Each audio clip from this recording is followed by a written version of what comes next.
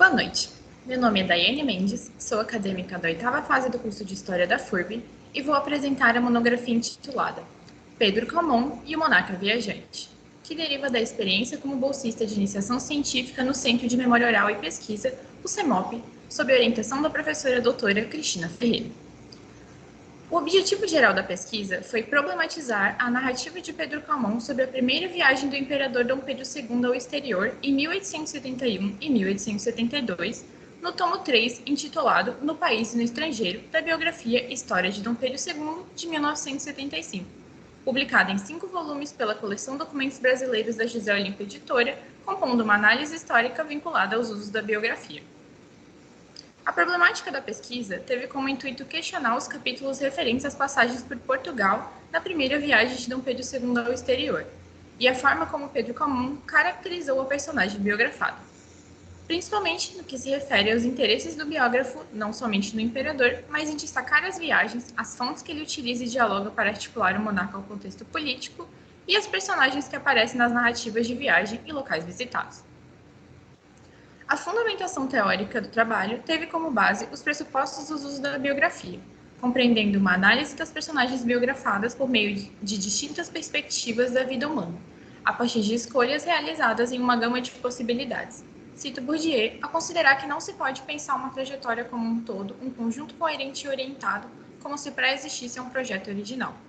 Articulado à análise historiográfica, em que, cito Sertor, a história como uma operação é compreendê-la como a relação entre o lugar, procedimentos de análise e a construção de um texto, admitindo que ela faz parte da realidade de qual trata, e que essa realidade pode ser apropriada enquanto atividade humana. Fontes históricas. A principal fonte utilizada na pesquisa foi o terceiro tomo intitulado No País e no Estrangeiro, de 1870 a 1887, da biografia História de Dom Pedro II, dividida em 5 volumes e publicada pela José Olímpio Editora, em conjunto com o Instituto Nacional do Livro, pelas comemorações do 60º do imperador. A ênfase no terceiro livro se deu pelo destaque recebido pelo biógrafo em 20 capítulos referentes à primeira viagem do imperador ao exterior, tendo como recorte específico as 2 passagens que fez por Portugal. No primeiro capítulo, intitulado Pedro Calmon, historiador e biógrafo de Pedro Calmon, de Dom Pedro II, o objetivo foi apresentar a principal personagem dessa pesquisa, o historiador e biógrafo Pedro Calmon, ao inseri-lo em 2 âmbitos temporais distintos. Primeiro, a discutir sua ampla atuação dentro do universo letrado brasileiro desde a década de 30, período que foi consumado como um importante historiador nesse universo. E em seguida, na década de 70, período que esteve alinhado a diversas instituições culturais voltadas aos interesses do governo militar e momento em que a biografia História de Dom Pedro II é publicada. 1.1. Um historiador no Instituto, Pedro Calmon e as diversas atuações no mundo letrado. Na primeira metade do século XX, a prática historiográfica ainda não possuía, cito Gomes, contornos nítidos e ou bem consolidados, assim como ainda não existia uma formação específica para historiadores. Por esse motivo, aqueles que produziam conhecimento histórico nesse período tinham diversas atuações, como jornalistas, romancistas e advogados. Também era esse o caso de Pedro Calmon e seus escritos históricos e biográficos.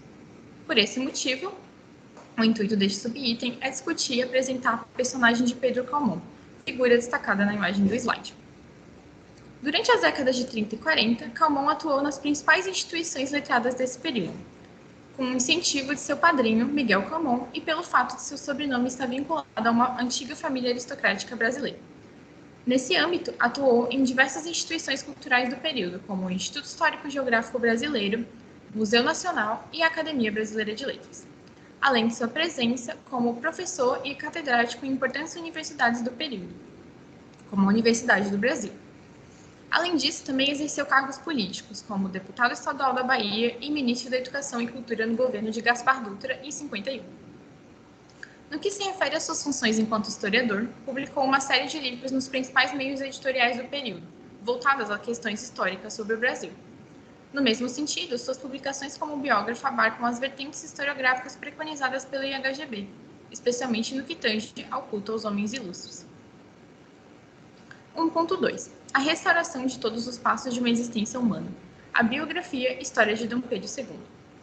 Durante a ditadura civil-militar brasileira, instaurada com o golpe de 64, Pedro Calmon integrou um grupo de personagens articulados às narrativas que visavam, cito Coutinho, legitimar ações autoritárias presentes nesse contexto. Ocupou importantes cargos nos âmbitos culturais e de educação, como reitor da atual Universidade Federal do Rio de Janeiro até 66, presidente do Instituto Histórico e Geográfico de 68 a 85 e como vice-presidente do Conselho Federal de Cultura de 67 a 68, ao lado de nomes como Gilberto Freire, Raquel de Queiroz e Josué Monteiro.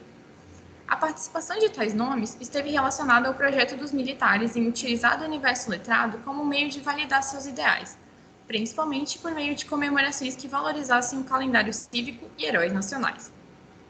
Pedro Calmon, enquanto presidente do IHGB até 85, esteve na liderança dessas relações, principalmente ao notar alguns dos eventos promovidos pela instituição durante esse período, como o sesquicentenário da independência em 1972, ocasião em que presidiu a comissão de Cito Ferreira e Silva, planejamento e execução de efemérides, nas comemorações em torno do evento que deu especial atenção ao personagem de Dom Pedro I. Outra comemoração foi o aniversário de 150 anos de Dom Pedro II, que teve também sua organização atrelada ao IHGB, momento em que a biografia História de Dom Pedro II em 5 volumes é publicada, pela José Olímpio Editora, em conjunto com o Instituto Nacional do Livro.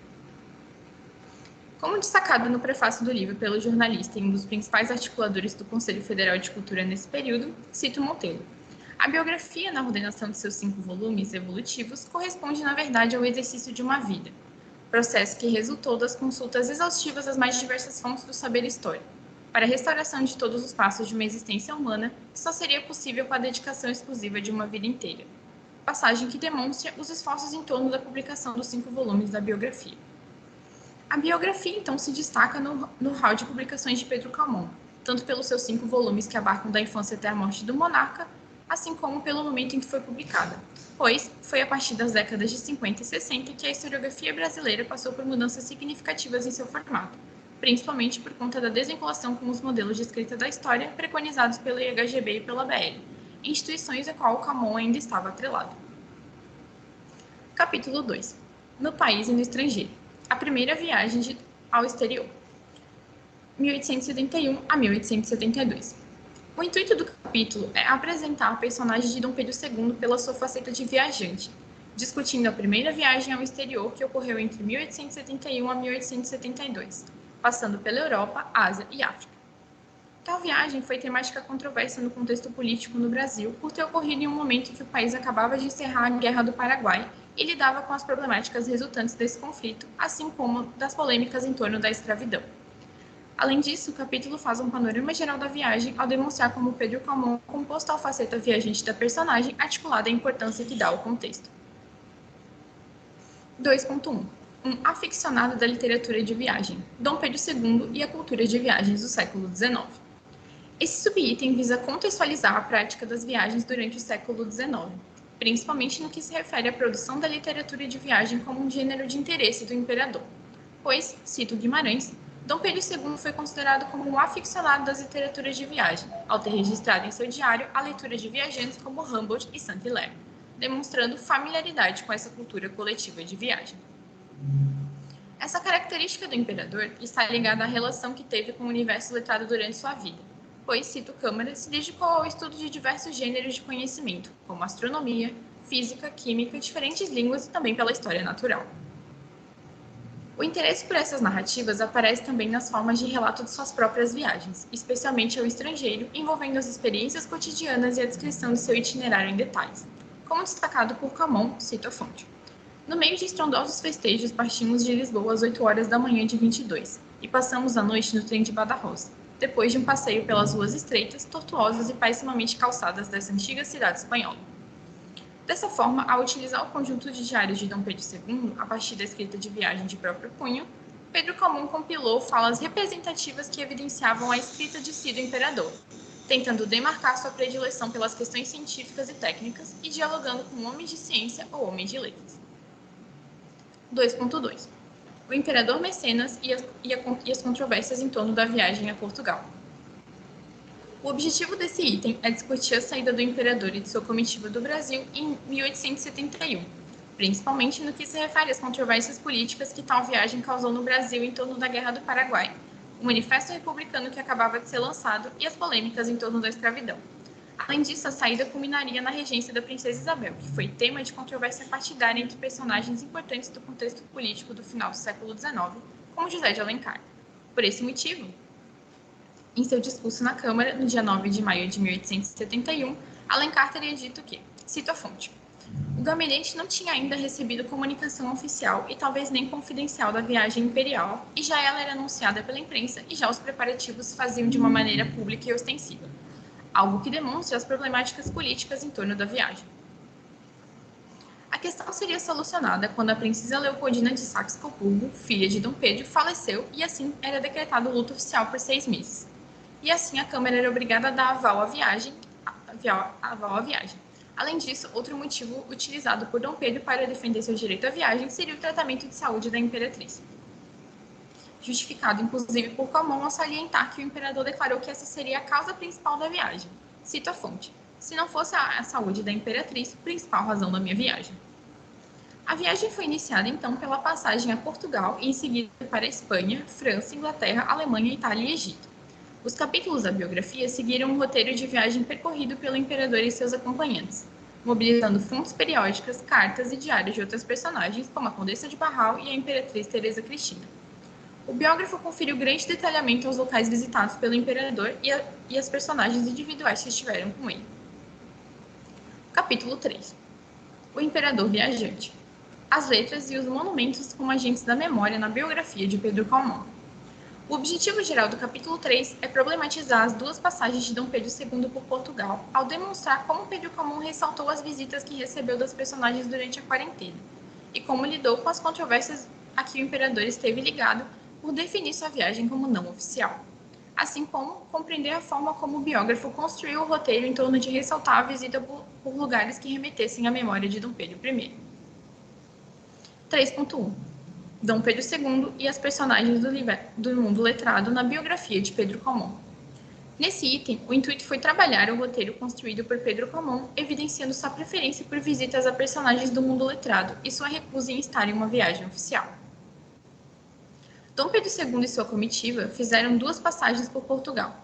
A primeira marcou o início da grande viagem ao exterior, em maio de 1871, já a segunda é marcada como o último país visitado antes de voltar ao Brasil, em março de 1872. Na primeira passagem por Portugal, o roteiro construído por Pedro Calmon teve como temática central o período em que Dom Pedro II e seus acompanhantes passaram na quarentena. Calmon ressaltou que todos os passageiros a bordo tinham de sujeitar-se à quarentena, menos o imperador, conforme a informação do oficial de marinha incumbido de comunicá-lo. Cito a fonte: a bordo da corveta Deferência, que, segundo Calmon, o monarca havia dispensado, conforme a citação de seu diário, respondi que minha viagem era em caráter particular e não aceitava exceção. Seu destaque se deu pelas diversas visitas que o imperador havia recebido durante os 8 dias que passou no lazareto, estrutura construída para abrigar indivíduos contaminados por alguma enfermidade contagiosa, como figuras políticas e a família real, entre eles Dom Luís, rei de Portugal, e seu sobrinho Dom Fernando, assim como personagens do universo letrado, como o historiador e jornalista Alexandre Polano. Nesse sentido, foi ressaltado por Calmon as diversas menções em torno da ideia de que o imperador não estava em viagem oficial.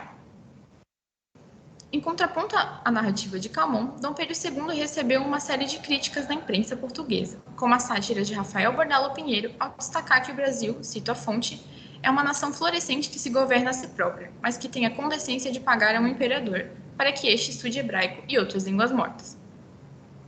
Assim como essa de Queiroz e Ramalho Ortigão no periódico As Farpas, cito a fonte: o imperador do Brasil, quando esteve entre nós e mesmo fora de nós, era alternadamente e contraditoriamente Pedro de Alcântara e Dom Pedro II. Por esse motivo, pode ser percebida a defesa de Pedro Calmon em relação ao personagem como um homem letrado, que durante a viagem não fazia visitas oficiais, mas sim dava atenção à sua curiosidade voltada ao encontro com personagens e lugares do universo letrado científico do século XIX. Assim, diversas menções são feitas ao fato de que não desejava se instalar em locais oficiais e que não iria seguir os protocolos reais. Já essa de Queiroz, Ramalho Ortigão e Bordalo Pinheiro estavam imbuídos de realizar uma sátira literária, em um contexto que lhes conferia liberdade para criticar a estadia de Dom Pedro II em território português. 3.2 Foi ajoelhar ao pé do esquife de seu pai. Pedro Calmon monumentaliza as memórias de Dom Pedro II. Nesse subcapítulo, o intuito foi discutir como Pedro Calmon traçou um roteiro de viagem do imperador, voltando sua atenção aos monumentos e lugares de memória de Dom Pedro I. Pois, ao utilizar a imprensa portuguesa como contraponto a Calmon, evidencia-se que ao chegar em Portugal na primeira passagem, Dom Pedro II foi recebido por desfiles, homenagens e outras comemorações. No entanto, Calmon não dá ênfase a esse acontecimento, desviando a atenção ao fato de que Dom Pedro II parou o desfile e desceu da carruagem para visitar a estátua de seu pai na Praça do Rossio, em Lisboa. Como no trecho, cito a fonte. Fim da quarentena, os carros da Casa Real enfileiraram-se nos cais das colunas, e desembarcou o imperador ansioso para ver a estátua localizada no Rossio, envolto no manto, barbas nazarenas colada à torre e espada pendente, cingido de louros, a estátua do pai. Além disso, também havia um encontro com Dona Amélia, segunda esposa de seu pai, bem como a visita aos túmulos de Dom Pedro I e suas irmãs. Em consonância com tais menções feitas por Calmon, durante a segunda passagem, citou as homenagens que Dom Pedro II recebeu em sua estadia no Porto em 1872, como no trecho, cito a fonte. A comissão ornou a capricho das ruas. Além disso, durante as festividades, a população gritava em latim: os que possuem o coração do pai saúdam o filho. Além da referência à visita à Igreja da Lapa, local depositário da urna que guarda o coração de seu pai, somado ao tour que fez pelos campos de batalha e o encontro com ex-combatentes que lutaram ao lado de Dom Pedro I contra os miguelistas. Evidenciando que, cito Norra, os lugares de memória só se aplicam a essa categoria se a imaginação o investe de uma aura simbólica. Portanto, havia um contraste entre o fato de que Calmon não enfatizou a primeira recepção, mas evidenciava na segunda passagem o destaque à figura de Dom Pedro I e a questão simbólica dos lugares de memória. Além disso, o enfoque sobre tais lugares remete à simbologia em torno das afetividades entre pai e filho e indicava a ênfase na figura de Dom Pedro II como cidadão, em detrimento de sua posição como imperador. Considerações finais. A biografia e história de Dom Pedro II destaca-se nas publicações de Pedro Calmon, tanto por seus 5 volumes como por ter sido publicada em um momento em que a produção historiográfica no Brasil já não estava mais alinhada às vertentes preconizadas pelo IHGB. No entanto, Calmon manteve sua produção histórica e biográfica voltada às formas de escrita dessa instituição, com quem estava alinhado também na condição de presidente durante 17 anos. No período da ditadura militar, foi vice-presidente do Conselho Federal de Cultura durante 1 ano e presidente da Comissão dos Festejos dos 150 anos da Independência do Brasil. O terceiro tomo da biografia, intitulado No País e no Estrangeiro, narra as diferentes viagens realizadas por Dom Pedro II no período de 1871 até 1887. A saída de Dom Pedro II em um contexto histórico conturbado em relação às discussões sobre a Guerra do Paraguai e a emancipação dos escravizados causou controvérsias e despertou críticas de políticos e homens de letras. Pedro Calmon minimiza os conflitos e justifica a viagem do monarca com ênfase nos problemas de saúde da imperatriz.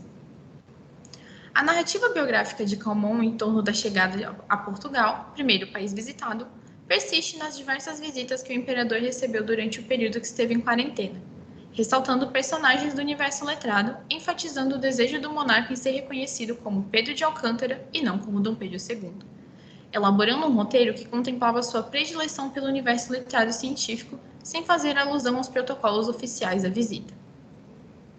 No momento em que deixa a quarentena, Dom Pedro II foi recebido com diversas comemorações, questão omitida por Calmon, que opta por direcionar a narrativa para a visita do imperador à estátua de seu pai.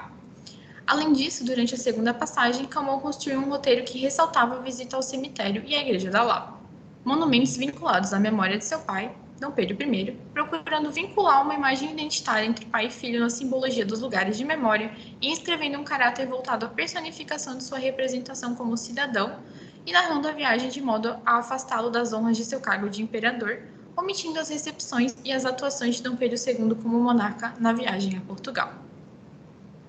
Aqui as principais referências bibliográficas utilizadas no trabalho, as fontes, e aqui eu finalizo a apresentação e agradeço a todos pela atenção.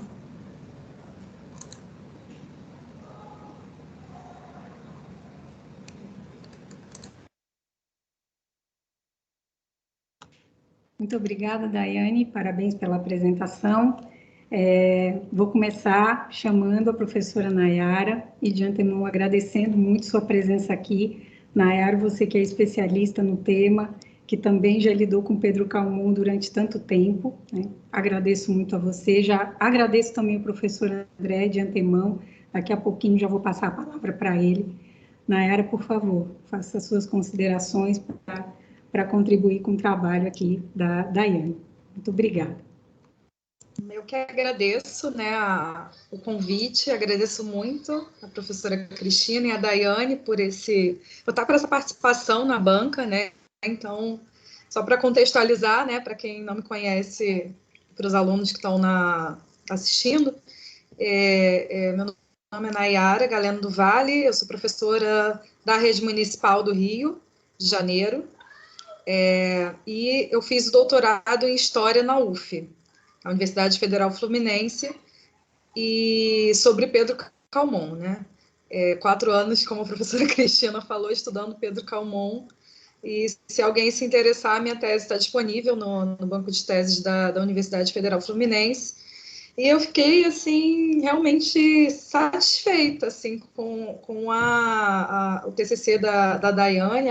Achei que foi um trabalho muito bem feito, muito bem estruturado, né, assim, um trabalho, fiquei até surpresa porque, assim, ultimamente, né, a gente está enfrentando tantas dificuldades em torno de questão de fonte, né, de acesso mesmo à bibliografia, por conta de instituições fechadas, bibliotecas fechadas, e eu achei que o trabalho da Daiane está bem fundamentado, ela demonstra assim, um conhecimento enorme da bibliografia, assim, fiquei realmente surpresa, né, assim, por conta de ser um trabalho monográfico, né, de ser um trabalho tão bem fundamentado. Então ela demonstra um grande conhecimento sobre a bibliografia a respeito do Pedro Calmon, né, sobre Dom Pedro II, sobre biografias no geral e sobre o que ela chama de cultura de viagens do século XIX. Então, eu achei que foi um panorama assim, bibliográfico bem abrangente e que ela demonstrou um conhecimento bastante amplo dessa bibliografia sobre todos esses assuntos que eu falei, né? Achei bem fundamentado nesse sentido. Dito isso, o objeto também achei bem delimitado, a problemática bem delineada, as fontes também estão bem claras, né? O que você quer chegar, o que você quer alcançar com a análise daquelas fontes. Então, eu gostei muito dessa parte. Bom, dito isso, agora a gente vai para as críticas, né? Assim, que não são muitas. Primeiro, eu achei, diante de todo esse trabalho legal que você realizou nos 3 capítulos, né? Eu achei a estrutura do trabalho bem montada. Diante desse trabalho, eu achei a conclusão meio tímida, no sentido de que parece que é uma conclusão meio ali pro forma, né? Uma conclusão meio formal. Eu acho que faltou você articular um pouco melhor essa bibliografia que você demonstrou ter conhecimento em relação principalmente à questão das biografias, de problematização dessa escrita de si, né? Você coloca lá, cita o Giovanni Levi, você cita lá o Bourdieu, o Benito Smith. Então, assim, de articular um pouco melhor essa bibliografia nas conclusões, porque a sua conclusão, ela me pareceu uma conclusão que está ali cumprindo um papel, né? Eu acho que você poderia ser um pouco mais ousada nessa conclusão e apontar diferentes caminhos, né? Talvez, ou buscar um pouco melhor essa articulação com essa bibliografia mais teórica. Essa é a minha impressão. Eu acho que é uma conclusão quase que factual, né? Que você vai retomando muito a trajetória do Pedro Calmon, as instituições pelas quais ele passou, o que você demonstrou na sua análise em relação aos livros, quais foram as suas conclusões, mas eu acho que faltou um pouco essa problematização mais teórica em relação à conclusão.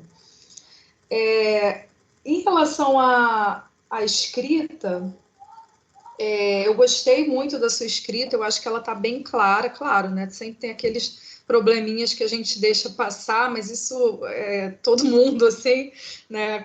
O autor mais conceituado, ele sempre vai deixar passar alguma questão que a gente... Aí eu fiz uma pequena revisão, né? Assim, fui lendo e depois eu envio o arquivo para você. Mas o que eu queria dizer é que na sua escrita, eu acho que existe um excesso de citações, que eu acho que você escreve bem e que não seriam necessárias, não seria necessário citar tantos autores de forma literal, digamos assim. Você poderia ter feito mais... como é que se fala? Parafrasear mais. Você poderia ter parafraseado mais os autores e se resguardado um pouco, deixado um pouco as citações para a questão das fontes, né? Assim, porque quando você cita muito, em alguns momentos corre-se o risco de perder o sentido das frases, né? De ficar uma coisa meio truncada, e isso acontece em alguns momentos. Então, se é uma dica assim, daqui para frente, né? Não precisa ser no TCC, porque eu acho que o TCC está muito bem escrito, muito bem articulado, mas procurar ser um pouco mais autoral. Eu acho que seria essa a dica. E eu sei que a gente tem uma questão de insegurança, né? Por ser o primeiro trabalho. Então, a gente está querendo o tempo inteiro se remeter aos autores, mas você pode fazer isso sem precisar citar literalmente os autores o tempo inteiro, né? Assim, colocar a frase exatamente como o autor coloca. Você pode colocar mais com as suas palavras, que eu acho que o texto ganharia mais a sua cara, digamos assim. Em relação eu já falei da conclusão, do excesso de citações, das fontes. Eu acho que, em relação a essas considerações mais gerais, é basicamente isso, né?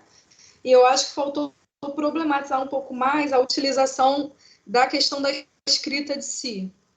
Eu acho que você fez isso bem em relação ao que o Calmon propõe, né? Assim, quando ele utiliza os diários do Dom Pedro II, mas eu senti um pouco de falta de talvez confrontar um pouco com o que os diários... Não sei se isso também seria possível, dado o tempo e o espaço do trabalho, né? Eu sei que não era o seu objetivo, mas, assim, talvez para um futuro trabalho, se você quiser continuar essa pesquisa, eu vi que no site do Museu Nacional, tem todos esses diários digitalizados do Dom Pedro II, e eu acho que faltou pensar um pouco, assim, na perspectiva do que representava aquele diário, né? A fonte principal, digamos assim, sobre a qual Calmon se debruçou. Em que sentido que representava esse diário?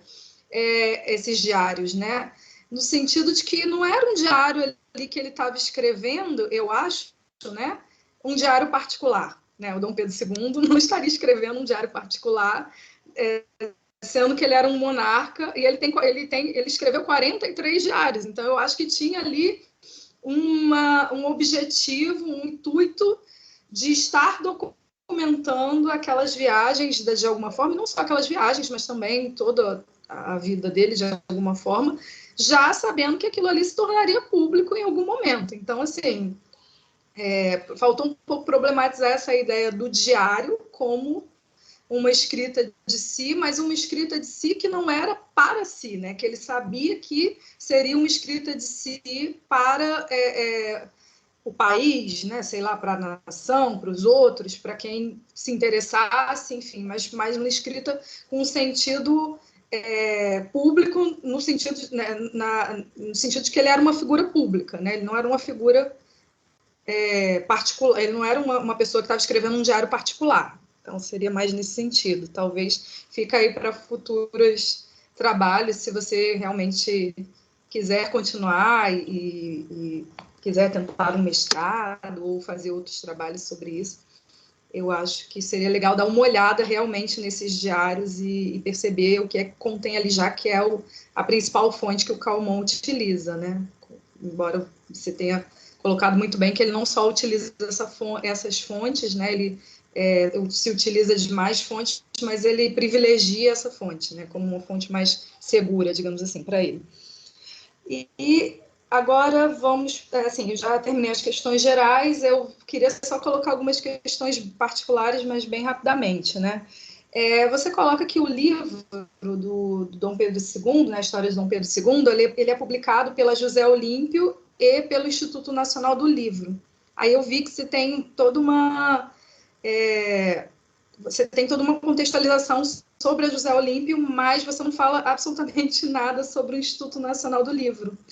E aí eu senti um pouco falta de pelo menos ter um parágrafo explicando o que é esse Instituto Nacional do Livro, o que significa, porque o Instituto Nacional do Livro, ele é criado na década de 30, né, e ele na década de 70 ele ainda está atuante lá e publicando, né, tem a tese da Mariana Tavares, Mariana Rodrigues Tavares, né, que é nossa colega, foi nossa colega do doutorado, minha e do André, que é sobre o Instituto Nacional do Livro, que pode te dar uma dimensão do que era esse Instituto Nacional do Livro na década de 70, para pelo menos dar uma problematizada aí no que era, por que está sendo publicado em colaboração, né? Não era só José Olímpio que estava na jogada, mas o Instituto Nacional do Livro também fazia parte, né, da publicação.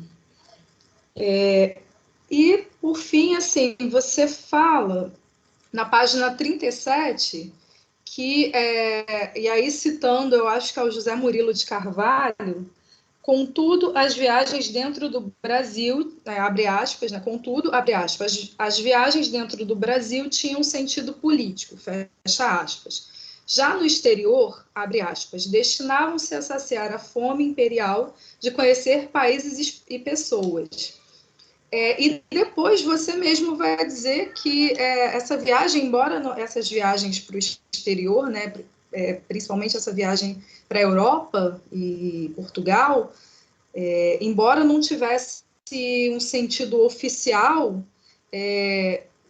como é que eu vou dizer? Não é que não pudessem ser caracterizadas como viagens que não eram políticas, porque volto a ressaltar, a figura que estava ali era uma figura política, né? A figura importante, a figura mais representativa do país, e aí depois mesmo, você mesmo vai colocar e ressaltar, inclusive agora na apresentação, sobre os impactos políticos para o país, né, que aquela viagem teve, embora ela não possa ser realmente considerada uma viagem oficial.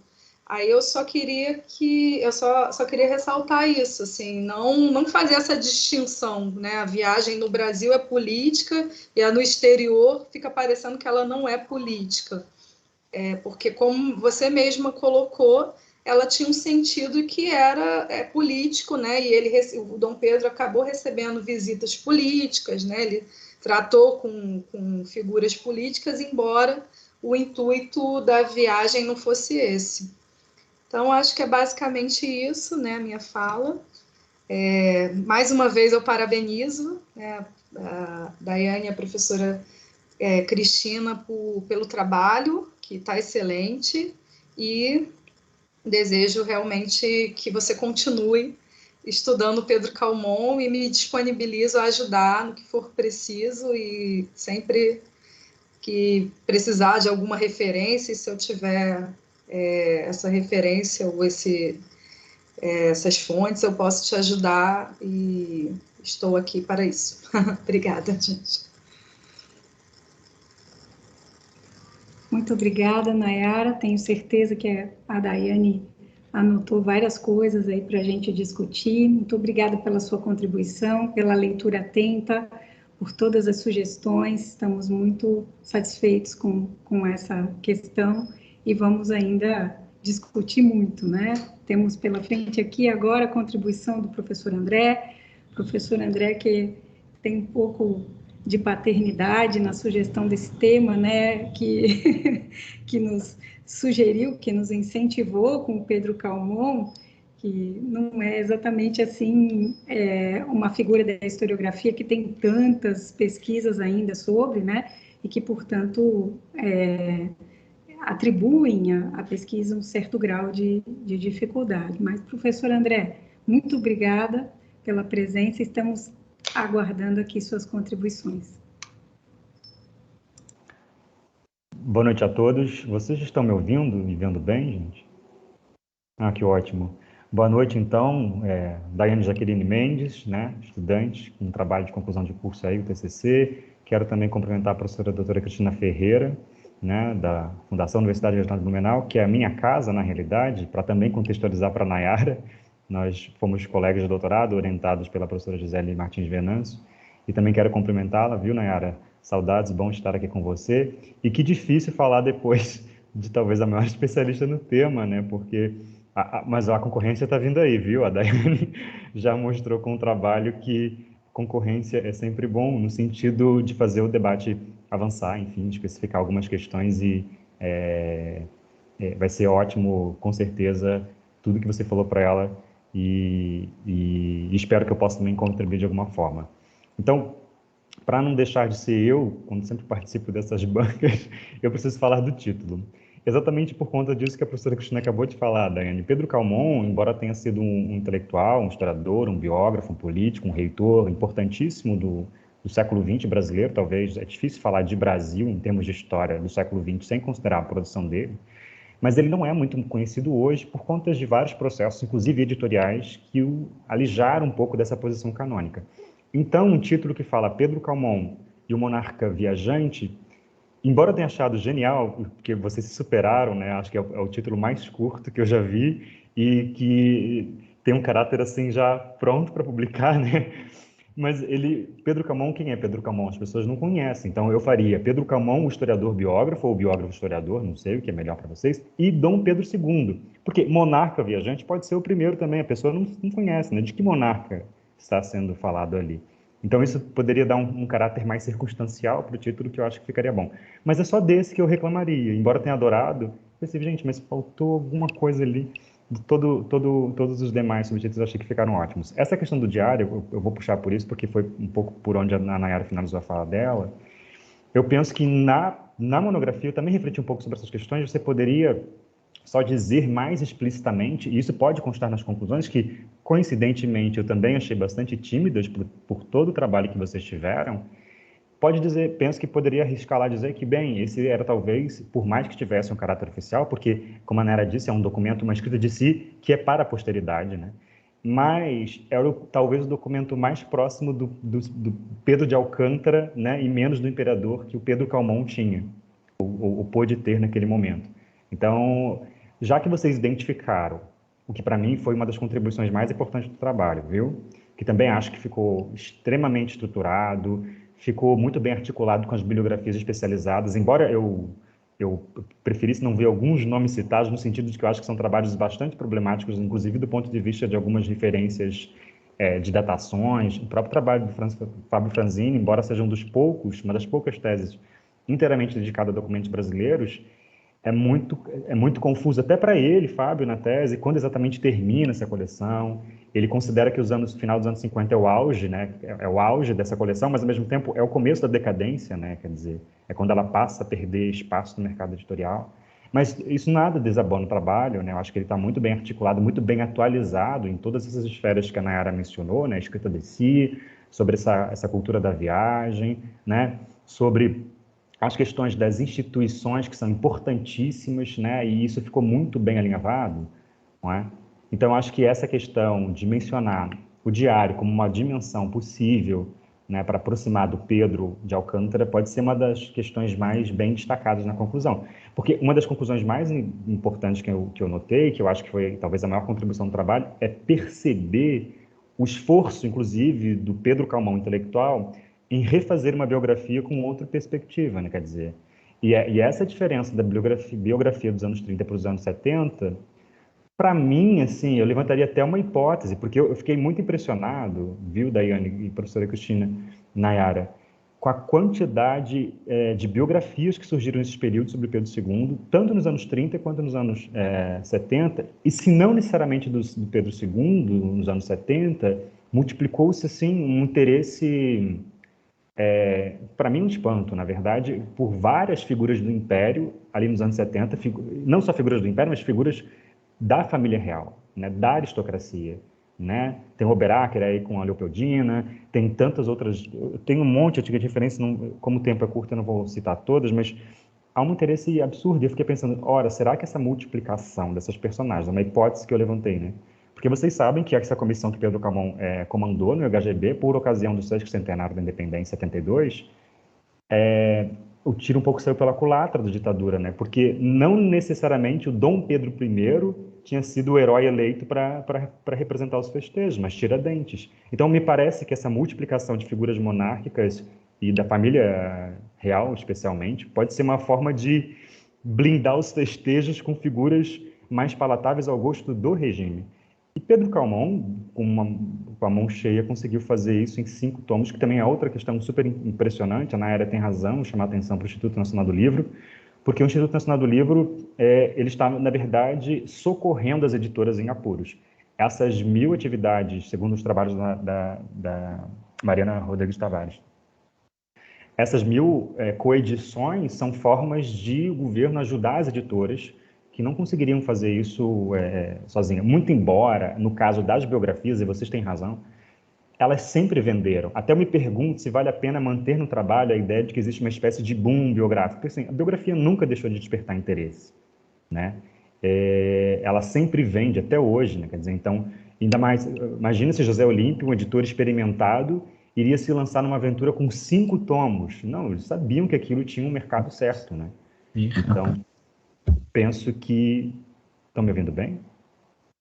Penso que isso poderia ser retirado, porque não existe esse boom, essa ideia de boom de biográfico. O que existe, a meu ver, é uma discussão sobre a forma de biografia. E vocês fazem isso ao longo do trabalho também.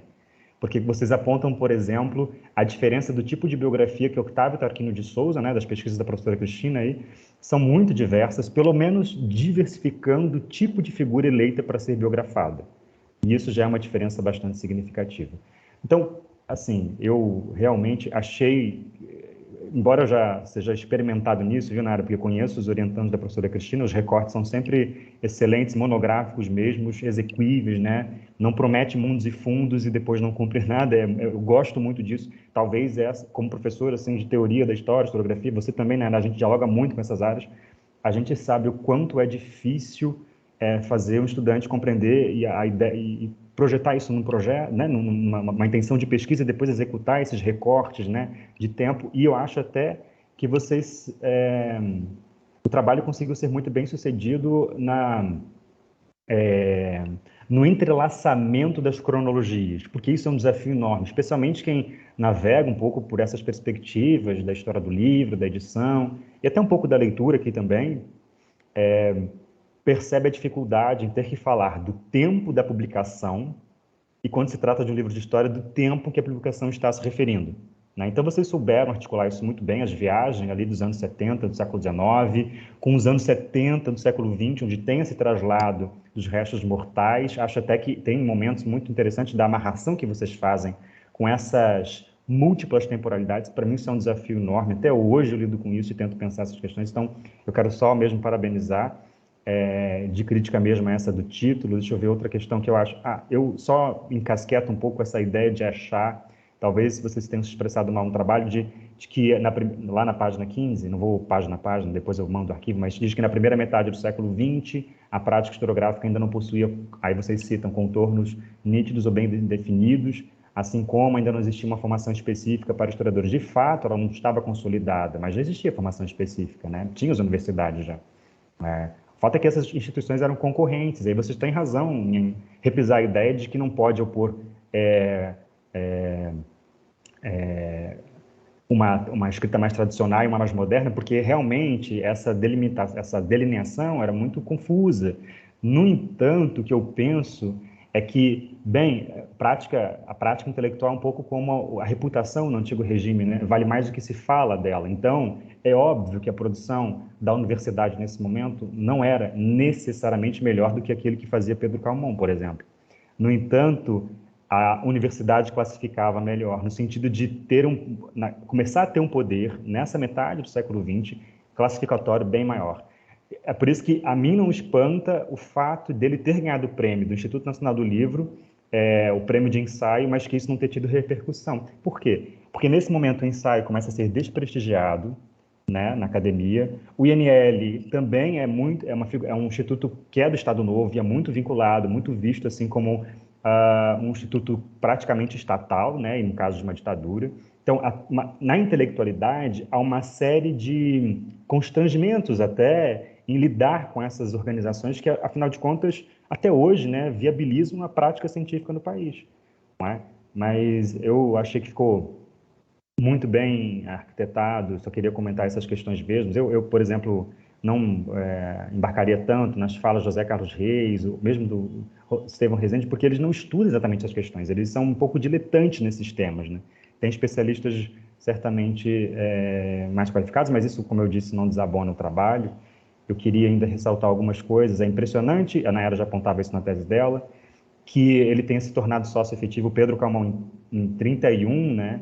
Muito jovem, né? Cerca de 30 anos de idade, que isso é impressionante, isso não é comum na HGB, né? E achei que isso é um destaque que merece a intenção. Vocês usam a categoria de segundo reinado para se remeter a algumas questões do século XIX, isso é também interessante de se pensar no futuro, tá? Não precisa me responder nada, viu, Dani? Para mim está tudo muito bem arquitetado. Segundo Reinado não era uma categoria necessariamente vitoriosa nessa discussão, havia inclusive um entendimento de que o termo melhor era Segundo Império, tá? Tem uma discussão, parece uma bobagem, mas não é, mas tem uma discussão que passa pela ideia de, passa um pouco pela integração da historiografia brasileira com aquilo que está sendo produzido no mundo, e aí chamar de império em determinados momentos do século XX é mais apropriado, para dar um sentido de internacionalização desse poderio nos trópicos, ou não, né? Vocês também falam, logo no começo, destacam que ele teria produzido, Pedro Calmon, 23 biografias. Mas o trabalho da Nayara, eu quero que vocês me expliquem qual é essa diferença, se puder. Diz que são cerca de 46. Eu não sei se vocês estão considerando aqueles trabalhos que não são exatamente livros, mas que saíram nas revistas de HGB, pode ser que seja isso, eu não sei. Os nomes que você cita, né, que estão todos presentes no Conselho Federal de Cultura, Raquel de Queiroz, Gilberto Freire, José Monteiro, são todos nomes que não estão de bem com a intelectualidade naquele momento. Né? A Raquel de Queiroz é acusada porque ela se dizia aparentada do Castelo Branco, embora tenha sido até trotskista na sua trajetória, chegou a apoiar o regime nos primeiros momentos. Gilberto Freire, todos sabem, foi convidado para ser o ministro da Cultura, da Educação e da Cultura. Então, são intelectuais que internamente estão com problemas e eles acabam se encastelando no Estado. E o Conselho Federal de Cultura é esse lugar. Então, eu estou chamando a atenção disso só para destacar que, a despeito da importância do Pedro Calmon, me parece que esses intelectuais estão, digamos assim, nas instâncias que, do ponto de vista do cânone, ainda não eram aquelas que estavam mais legitimando. E é por isso que não me espanta o insucesso da repercussão sobre a obra, embora tenha sido monumental. Quer dizer, quem escreve 5 volumes de uma biografia, isso é uma coisa impressionante. Só alguém muito qualificado e conhecedor da temática, como era Pedro Calmon, para fazer isso. Então, deixa eu ver o que mais. Na nota 100, vocês mencionam, né, ainda nessa questão do apoio do governo a essas instituições, uma dotação orçamentária de 150 mil cruzeiros. Acho ótimo esse tipo de informação. Na verdade, eu sempre gosto muito disso, porque eu fico pensando quais são as condições materiais que fazem essas questões intelectuais virem a público, né? Mas, para mim, eu até tentei fazer um cálculo aqui, fazer uma pesquisa, mas eu não sei o que isso representa, o que isso é um valor aproximado, por exemplo, com reais. Falar 150 mil cruzeiros, para mim, não fica muito evidente. Deixa eu falar dessa questão do Tiradentes. Bem, já falei que as editoras estavam falindo. O que mais? Bem, na página 34, vocês fazem impecavelmente a questão de pensar a ilusão biográfica, mas na página 34 tem um pequeno deslize, vocês falam assim, no trabalho. Note-se que desde cedo, repito, o imperador demonstrava satisfação com o mundo das letras e das ciências diante de sua precoce preparação para a vida pública desde criança. Esse desde cedo, desde criança, isso é exatamente isso que Pierre Bourdieu diz que temos que evitar, porque isso dá um sentido de destino inequívoco, né? Quer dizer, não tem como escapar daquilo, ele será. Mas eram esses comentários, assim, de maneira mais geral, eu não tem nenhuma crítica muito ferrenha, eu gostei muito do trabalho, aprendi muito, né, como aprendi antes com a tese da Nayara. Nós tentamos várias vezes, né, Nayara, fazer trabalho juntos, mas a gente está tão sempre enrolado. Porque assim, Pedro Calmon e Sérgio Barco de Holanda nasceram no mesmo ano, faleceram praticamente no mesmo ano, circularam pelos mesmos espaços letrados e, no entanto, no final das contas, a fortuna crítica de um e outro hoje, na contemporaneidade, é muito diferente. Né? Então, aprendi muito com o trabalho, né? Eu queria dizer, então, que, para mim, é um trabalho que superou as expectativas de uma monografia, tá? Tem uma outra questão que eu gostaria de comentar, mas o meu tempo já se esvaiu e não quero abusar, mas finalizar dizendo que eu gostei também muito, muito nas conclusões, por isso que eu acho que elas podem ser mais ousadas, porque o trabalho permite isso, é que vocês mostram, assim, essa tentativa muito fina e inteligente do Pedro Calmon de mostrar essa humanidade de Pedro de Alcântara por meio desse momento que ele vai visitar o túmulo do pai em Portugal, etc.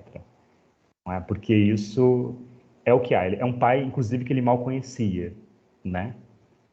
Saiu, teve que voltar a Portugal no final dos anos 20 do século XIX para lutar contra o próprio irmão Dom Miguel, que estava usurpando o trono, né? Apoiar, vocês mostram muito legal isso, né? Os trabalhos da professora Cristina já mostraram que ele doa o coração para a cidade do Porto, né? Deixa em testamento, mas que não está claro se ele poderia ter os restos mortais trazidos para o Brasil, mas um acordo com a ditadura e o Estado Novo português resolveu isso e profanou o túmulo do primeiro imperador do Brasil, sem pestanejar. Então, eu gostei muito das amarrações, eu acho que o mérito do trabalho é esse. Conseguiu articular essa bibliografia toda especializada e pensar esses vários temporalidades que o trabalho precisava, de alguma maneira, dar conta. Por isso que a importância do recorte muito específico, acho que esse foi a chave para a viabilidade e o sucesso do trabalho, que eu considero um trabalho importante, exatamente porque Pedro Calmon pouco conhecido, embora muito importante no século XX. Então, muito obrigado mesmo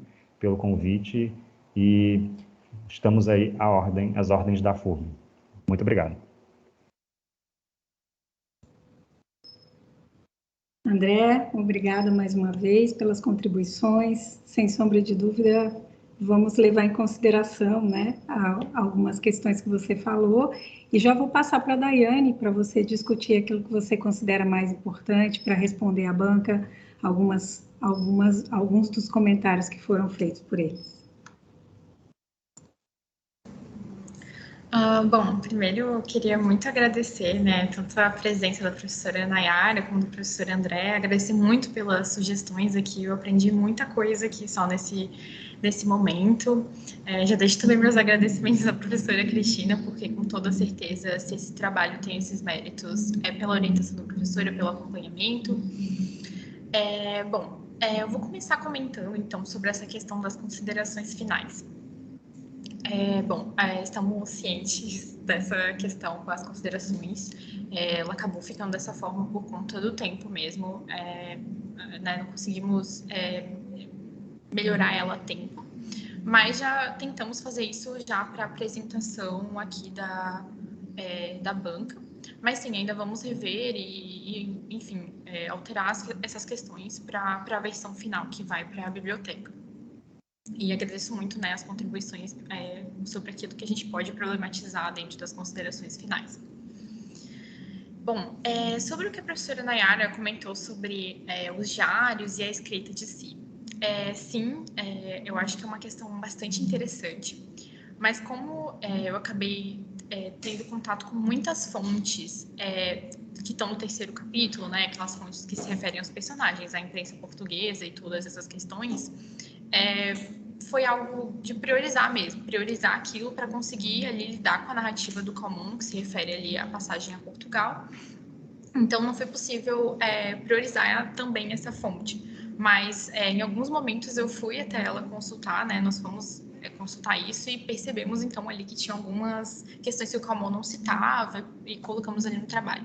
Mas, de fato, é uma coisa bastante interessante, que pode ser melhor, talvez um pouco mais desenvolvida no trabalho, talvez, né, até futuramente. Sobre a questão do Instituto Nacional do Livro, De fato, isso é uma sugestão muito, muito importante, assim, porque o motivo pelo qual a José Olímpio Editora aparece mais que o INL é o fato de que eu trabalhei, né, numa pesquisa de iniciação científica com a professora Cristina, mais no início da graduação, que trabalhava, né, o Otávio Tarquini de Souza é uma biografia do Evaristo Davi. E nesse contexto eu tive maior contato com leituras que se referiam, então, a, por exemplo, a Companhia Editora Nacional e a José Olímpio Editora no contexto da década de 30 e 40. Então, tinha muitas bibliografias para utilizar sobre isso. E é por esse motivo que aparece mais no trabalho, diferente do Instituto Nacional do Livro. Mas, de fato, a sugestão do trabalho da Mariana Tavares, vou consultar, né, vamos consultar, e acho que é uma sugestão muito importante. Deixa eu ver... Eu acho que com relação, né, às questões que o professor André trouxe, também, né, agradeço muito a todas as sugestões, assim, são muitas problematizações, assim, interessantes. Essa questão com o número da biografia, ali, o número de biografias que o Calmon publicou, eu acredito que tenha um erro em algum, ou na nota de rodapé, ou no texto, mas é algo que a gente vai consultar, ainda vou corrigir no trabalho, né, para essa versão final. E eu acredito que seja isso, assim, os comentários que eu teria, assim, por hora, e agradecer mais uma vez a todas as sugestões. Obrigada, Daiane.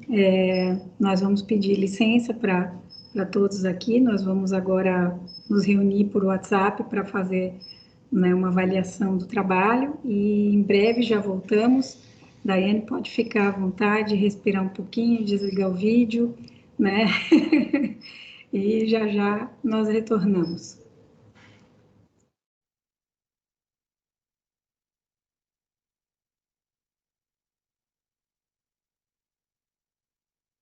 Daiane, eu gostaria de, antes de anunciar o resultado da conversa que a banca teve há pouco, ressaltar esse momento difícil que nós estamos vivendo da pandemia, né?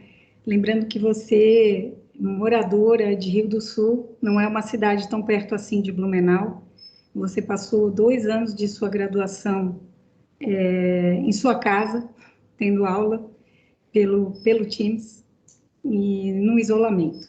E isso, por si só, já representa uma grande vitória, né? Porque fazer pesquisa sob essas condições requer um espírito forte e requer que você tenha uma série de condições pessoais para a execução da pesquisa. Então, deixo aqui, de antemão, minha grata satisfação em poder tê-la como orientanda, porque você só fez 1 ano de iniciação científica, nem completou 1 ano, e você não pôde aproveitar os benefícios que a universidade pode trazer numa graduação, pelo menos na minha leitura. E nós já conversamos muito sobre isso e tivemos um resultado também muito positivo, né? Porque o desafio de escrever um trabalho com 3 temporalidades distintas, com 2 personagens, como se já não bastasse uma, uma delas imperador, né? E outra um escritor do século XX que tem uma infinidade de trabalhos que, de fato, levam a um grau de complexidade e, principalmente, trabalhar com essas fontes diversificadas, que foi um grande desafio. Então, eu gostaria muito, né, de declarar, antes de mais nada, assim, muitos louvores a você, porque você terminou o curso de graduação em 4 anos, nas condições que a gente conhece, né? E também você é uma, digamos assim, sobrevivente da sua turma, né? Porque você levou até o fim a graduação. Então, meus parabéns. Nós e a banca decidiu pela sua aprovação. Muitos parabéns. Desejamos que a sua carreira seja muito, muito profícua e que todas as melhores coisas da vida venham agora na profissão e que os desafios continuem muitos, porque você está muito preparada para eles. Muitíssimo obrigada. E se a banca quiser dizer alguma coisa, ainda fica à disposição aqui para vocês.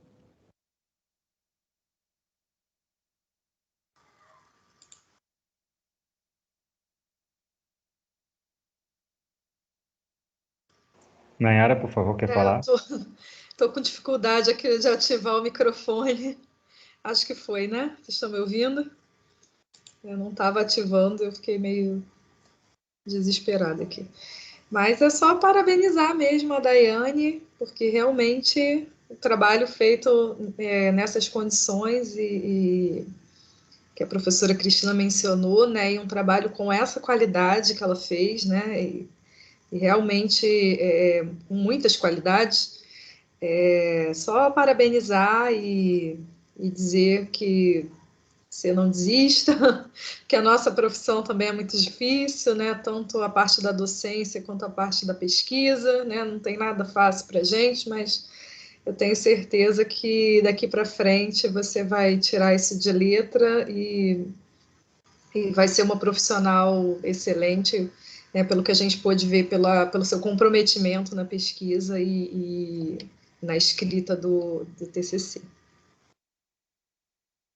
Eu também gostaria de parabenizar e dizer que é muito satisfatório você ler um trabalho e perceber que um estudante conseguiu, de fato, fazer um pouco essa arqueologia, assim, né, de exumar esse material todo e correlacionar essas questões. Não é uma tarefa fácil. Eu comentava que eu não consegui comentar na arguição, né, nem metade de tudo que o trabalho me levou a pensar. Isso é verdade, mas eu tenho um arquivo aqui para depois enviar a vocês, porque para mim trabalho bom é aquele que faz a gente pensar, né? Quer dizer, e suscitar questões, levantar hipóteses, concordar ou discordar, mas sempre observando um trabalho dessa qualidade que tem sempre uma fundamentação, né? Quer dizer, é muito diferente de você ler algo que sai falando as coisas sem fazer o que Carlo Ginzburg diz, né? Apontar e citar, e isso está muito bem alinhavado no texto. Então, só queria parabenizar mesmo a Daiane e a professora Cristina pelo trabalho, porque não é uma qualidade muito superior, assim, que a gente tem acompanhado os outros trabalhos e percebe que esse tipo de trabalho está cada vez mais difícil de você conseguir que uma monografia saia com uma qualidade como essa. Então, só parabenizar mesmo, assim, continuem, eu sei que não é fácil, mas continuem esperançosos na nossa área, no nosso campo. Todos os sinais não são positivos agora, mas o mundo dá voltas e a história está aí para provar. Muito obrigado mesmo. Um abraço. Obrigada a presença de todos aqui nessa sala do Teams virtual, né? Desejamos uma boa noite, desejamos que amanhã todos estejam aqui conosco novamente para a continuidade dos trabalhos. Amanhã vamos começar às 14 horas e vamos até o final da noite. E a Vanessa acabou de postar o link da sala de amanhã. Então, queremos muito que todos vocês estejam aqui para prestigiar os trabalhos de todos os estudantes. Muito